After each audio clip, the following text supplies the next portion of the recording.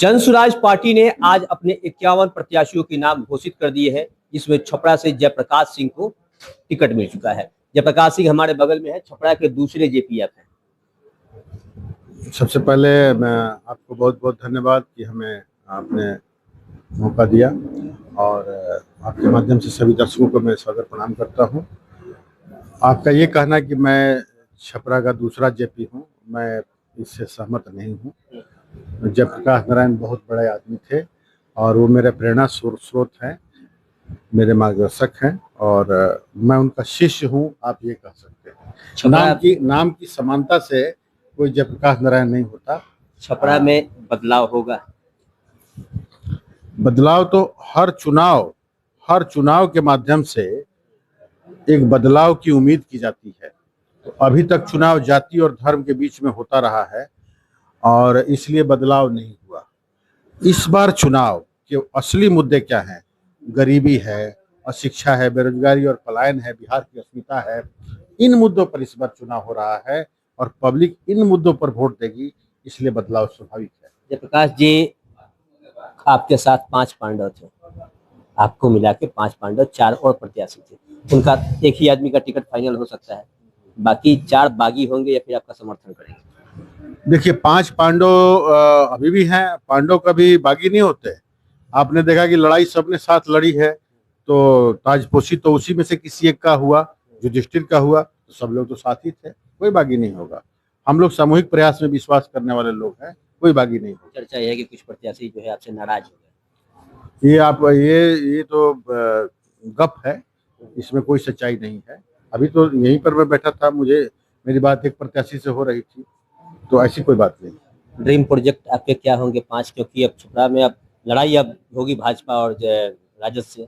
आपके कुछ dream project होंगे, ड्रीम सोच होंगे छपरा में बदलाव के लिए, क्या आप कर सकते हैं छपरा? देखिए, अभी थोड़ी देर पहले मैं पत्रकारों की से जो वार्ता हो रही थी उसमें भी बताया मैंने कि जल भराव जो है एक यहाँ की रिकरिंग प्रॉब्लम है, उस पर हमको विशेष गहन मंथन चिंतन करने की जरूरत है। उसके बाद साफ सफाई है, विधि व्यवस्था बेहतर होनी चाहिए और इसके अलावा जो है शहर का डीकंजेशन, शहर का विस्तारीकरण, शिक्षा और स्वास्थ्य व्यवस्थाओं में जो सुधार की बहुत संभावना है, ये सब हमारे जो ये होंगे प्राथमिक एरियाज होंगे जिसमें काम करने की जरूरत है। छपरा के लोगों से क्या अपील करेंगे? तो चुनाव के वोट होंगे, अपील आपको करना होगा, क्या करेंगे? जनता आपको क्यों वोट चुने? देखिए, छपरा के लोगों से मैं ये अपील करूंगा कि इस बार की लड़ाई ऐसे पार्टी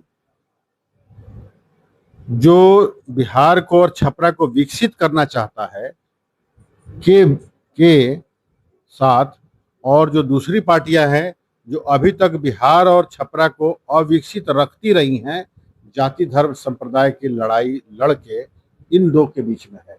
तो आपको चुनना है कि आप बिहार को विकसित करना चाहते हैं कि बिहार को अविकसित रखना चाहते हैं। चॉइस बड़ा क्लियर है। मुझे लग रहा है कि जनता बहुत ऊब चुकी है जाति धर्म संप्रदाय से, बिहार को विकसित करना चाहेगी और इसलिए हमें जरूर अपना आशीर्वाद देगी। एक अंतिम सवाल है, सबके मन में बात है कि जनसुराज कह रही है कि हम सरकार बनाएंगे इस बार। 243 सीट पर चुनाव भी लड़ रही है, तो क्या प्रशांत किशोर मुख्यमंत्री बनेंगे? देखिए, प्रशांत किशोर जी मुख्यमंत्री बनना चाहेंगे कि नहीं, ये उत्तर तो वही देंगे, लेकिन हमारे पास मेजोरिटी होगी कि विधानमंडल अपने नेता को मुख्यमंत्री बनाने की स्थिति में होगा। तो हमारा जो मंडल होगा, जो हमारा विधायक दल होगा, वो जिसको भी नेता चुनेगा वो मुख्यमंत्री बनने की स्थिति में होगा। तो अब अभी देखना है कि प्रशांत किशोर जी स्वयं चुनाव लड़ते हैं कि नहीं लड़ते हैं, और चुनाव लड़ते हैं तो जीतने के बाद वो मुख्यमंत्री बनना भी चाहेंगे या नहीं चाहेंगे। कई बार कह चुके हैं, इतना छोटा मेरा उद्देश्य नहीं हो सकता कि मेरी मंजिल नहीं हो सकती। तो बहुत व्यापक सोच के लोग हैं, उनकी मंजिल बिहार को विकसित करने की है। ऐसे वो मुख्यमंत्री रहें या नहीं रहें, उन्हीं के मार्गदर्शन में ही बिहार आगे बढ़ना है, तो वो मटेरियल नहीं है उनके लिए। अभी हमारे साथ जयप्रकाश सिंह थे, जो छपरा 118 विधानसभा से जनसुराज के प्रत्याशी हैं। अब चुनाव की तैयारियां जो डूडू की जो बच चुकी थी, कल से नॉमिनेशन। अच्छा, आप नॉमिनेशन कब करने जा रहे हैं? नहीं, अभी ये तय करेंगे हम नेतृत्व से बात करके। हाँ, अभी तो जनसुराज से नॉमिनेशन करेंगे, अभी इसकी सूचना तो इन्होंने नहीं दे रहे हैं, लेकिन फिर भी हमको लगता है 15-16 तक आप नॉमिनेशन आप भी कर ही देंगे। तो चुनाव जो है छपरा में 6 नवंबर को होने वाला है। आप भी हमारे साथ लगातार खबरों बने रहे। धन्यवाद।